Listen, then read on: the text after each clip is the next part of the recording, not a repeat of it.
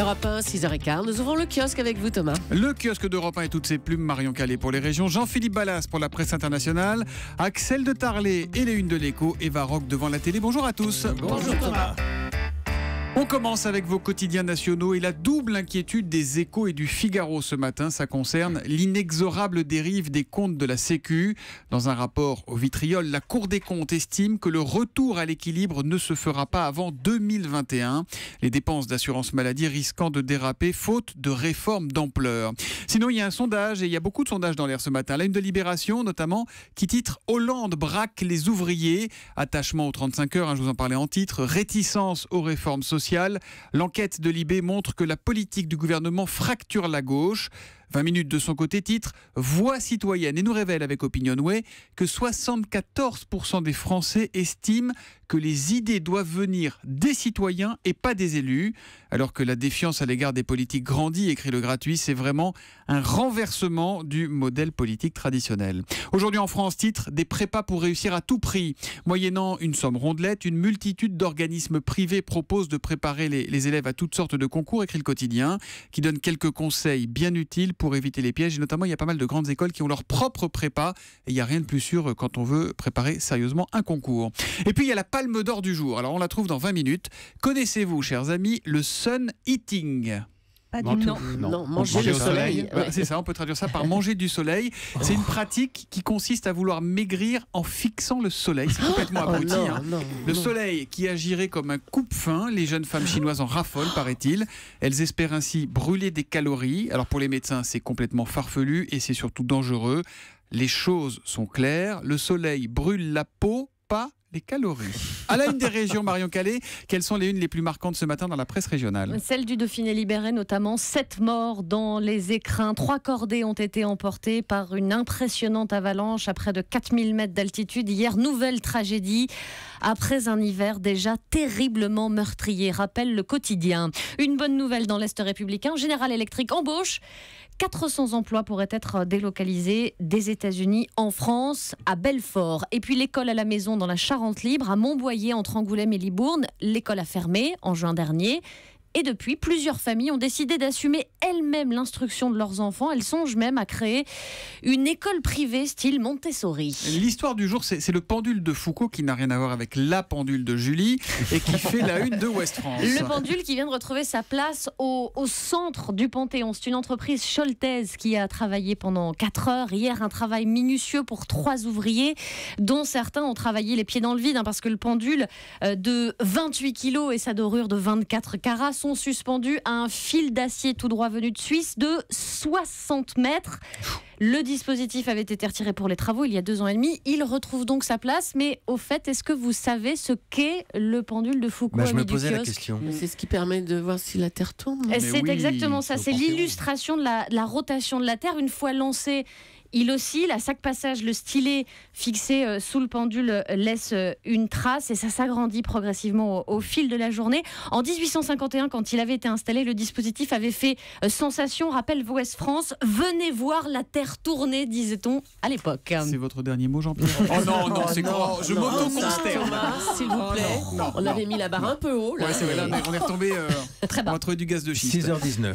La presse internationale, merci Julien. Jean-Philippe Ballas, ce matin, défense et illustration d'une jeune avocate britannique, et c'est pas n'importe qui. Elle a 37 ans, spécialisée dans les droits de l'homme, ultra diplômée, élégante. Elle s'appelle Amal Clooney, signe particulier comme son nom l'indique. C'est l'épouse de George Clooney. Et forcément, depuis plusieurs mois, l'avocate n'alimente plus seulement la rubrique justice, mais aussi, voire surtout, la presse people au gré de ses apparitions avec sa star de mari. À tel point qu'Amal Clooney suscite quelques railleries. La dernière en date, dans le journal britannique le Daily Mail, qui cite le ministre de la Justice, Edward Fawkes. Il aurait confié que si la jeune femme est présente dans les gros dossiers, c'est uniquement parce qu'elle est la femme de George Clooney. En gros, elle attire les médias, elle assure une bonne publicité. Inutile de dire que ces propos ont été fraîchement accueilli sur les réseaux sociaux. Le site BuzzFeed rassemble quelques commentaires pas piqués des hannetons, je vous en donne un. Edward Fawkes n'est qu'un misogyne de plus qui ferait mieux de la fermer. Le travail d'Amal a toujours été exemplaire. Elle n'a jamais eu besoin de son mari. Alors, c'est vrai ou c'est faux? Ça rappelle le vrai faux de l'info de 7h40. Voilà. Eh bien, je dis que c'est vrai. Amal Clooney avait déjà une solide réputation bien avant de rencontrer Georges. Alors, je ne vais pas me faire l'avocat de la jeune femme. Elle n'a pas besoin de moi pour se défendre.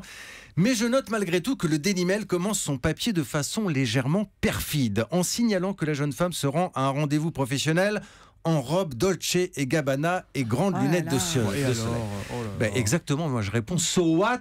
Et alors? Parce qu'il n'est pas rare de voir quand même des confrères mâles avec des cigares, avec des costumes sur mesure, avec des voitures de luxe. On ne parle pas de leur crédibilité. Alors oui, Amal Clooney est élégante, elle s'habille pas dans les friperies. Oui, elle est l'épouse d'une star. Je vois pas trop le rapport malgré tout avec sa crédibilité dans le prétoire. Vous avez remarqué, le what else de Clooney, c'est un peu has-been. Alors Jean-Philippe, il tente le so what. Voilà. C'est pas mal. Hein. C'était mon coup de gueule du matin. À la une de l'Écho, Axel de Tarlé, les retards de paiement au plus haut depuis 10 ans, c'est un vrai problème et c'est à lire dans Le Monde. Et oui, les entreprises peinent à se faire payer la facture, en plus du délai accordé. Souvent, quand vous avez une facture, par exemple, c'est à régler avant le 10 septembre. Je prends au hasard, eh bien les entreprises dépassent, enfin les clients dépassent ce délai. En moyenne, les retards de paiement s'établissent à 13,6 jours. C'est 2 jours de plus qu'il y a un an. C'était 11,8 il y a un an. Et donc c'est le chiffre le plus mauvais depuis 10 ans. Et si vous comparez en Allemagne, les retards de paiement sont 2 fois moins. On en est à 6 jours, vous voyez, en Allemagne, contre près de 14 jours en France. En France, c'est le règne du chacun pour soi, où on se fait la trésorerie sur le dos du voisin. Mais il n'y a pas là un peu la crise aussi qui est passée par là? Alors la crise a bon dos, parce que si vous regardez les entreprises qui payent mal, par exemple, on pourrait penser que c'est le bâtiment, le BTP, qui est un secteur en crise. Ils payent très bien dans le BTP. Les retards de paiement, les entreprises de BTP elles payent avec seulement 10 jours de retard. Alors vous regardez ceux qui payent en retard, ce sont qui? Ce sont les gros, ce sont les forts. L'État paye très mal, 17 jours de retard. Les grandes entreprises payent très mal. En fait, on est dans un rapport dominant-dominé où ce sont les petits et les faibles, les PME qui trinquent face aux gros. Et le problème des PME, c'est qu'elles en meurent parce que derrière, elles ont des problèmes de trésorerie qui peuvent les mettre à la faillite. L'État qui dit il faut aider les PME, les étrangle en ne payant pas à temps. Voilà, 17 jours de retard pour l'État. Je dois quand même dire qu'ils ont fait les efforts. Avant, c'était le double, c'était 34 jours. C'est donc à lire dans Le Monde. Chat des villes et chat des champs. Eva Rock, vous nous suggérez d'allumer la télé à 16h35 sur France 5 cet après-midi. Dans ce village, il parcourt les rues jour et nuit, 3 cadavres par semaine à son actif. Un serial killer dans ce village anglais, et le meurtrier s'appelle Sandwich. Et grâce à ce documentaire étonnant, vous allez tout savoir sur lui. Sandwich est un gros chat dont le maître essaye de contrôler les pulsions meurtrières. Elle ramène beaucoup de casse-croûtes. On essaie de la dissuader en lui donnant beaucoup à manger et en achetant des croquettes de luxe. Mais ça ne l'arrête pas complètement.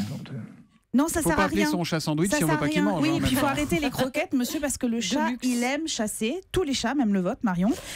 Et grâce, Les moustiques. Mais oui, il chasse les moustiques quand même. Voilà, vous voyez, grâce aux scientifiques du laboratoire des chats qui est situé en Angleterre et qui ont eu la judicieuse idée d'équiper une centaine de matous en GPS et en petites caméras qui leur ont mis autour du cou.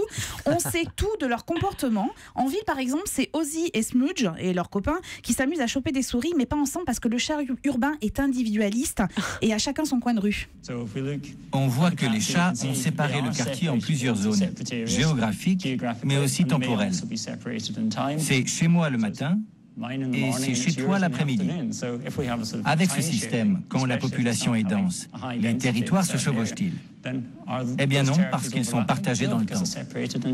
Et ils ne se bagarrent pas, parce que le chat n'aime pas se bagarrer avec son voisin. Alors que dans les champs, Mr. Tom, lui, il pose son petit museau délicatement et amicalement sur un chat qui croise, et ils vont chasser ensemble, pour manger, pas pour rire. Exit les chats qui font rire sur le net. En fait, vous allez découvrir le côté félin de nos petits chats, des rats, j'allais dire, de nos petits chats des villes, des villes et des champs, avec des images étonnantes. Moi, je m'étais jamais personnellement baladée au cou d'un chat pendant la nuit. C'est assez étonnant, les images sont vraiment remarquables. C'est un film à mi-chemin entre le film documentaire et le film animalier, mais c'est vraiment super sympa à regarder en famille. Et c'est une série en fait C'est une série, oui, pardon, c'est une série documentaire. Axel de Tarlé qui ronronne. Et ça alors? C'est ma petite blague minable pour Ah non, ça c'est Julie. Vous voulez pas un PBC, non? Pardon, c'est 3 documentaires, c'est aujourd'hui, c'est demain et après-demain. Vous connaissez le PBC? Non. Un pub chat. Non, il les mange. Allez, rideau sur le kiosque.